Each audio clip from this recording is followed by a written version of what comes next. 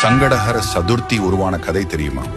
ஒரு முறை சந்திரன் கைலாசம் சென்றிருந்த போது அங்கு விநாயகர் விளையாடி கொண்டிருந்ததை பார்த்தார்.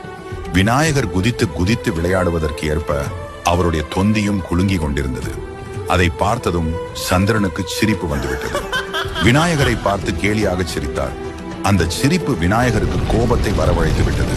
உடனே நீ தேய்ந்து மறைய கடவாய் என்று சந்திரனை சபித்து விட்டார். சந்திரன் மறைந்ததால் உலகம் இருளில் மூழ்கியது. தேவர்கள் விநாயகரை சரண் புகுந்தார்கள். தன் தவறுக்கு வருந்திய சந்திரனும் தன்னை மன்னிக்குமாறு வேண்டி தவம் புரிந்தார். மனம் இறங்கிய விநாயகர் சந்திரனை தன் தலையில் சூடிக்கொண்டார். பாலசந்திரன் என்ற பெயருடன் அருள் பாலித்து சந்திரனுக்கு வளரும் தன்மையை தந்தார். அதாவது 15 நாட்கள் மெல்ல தேய்ந்து தேய்பிறை, பின்பு 15 நாட்கள் மெல்ல வளரும்படியான வளர்பிறை வரத்தை அருளினார். அப்படி சந்திர பகவான் வரம் பெற்ற நாள் தேய்பிறை சதுர்த்தி.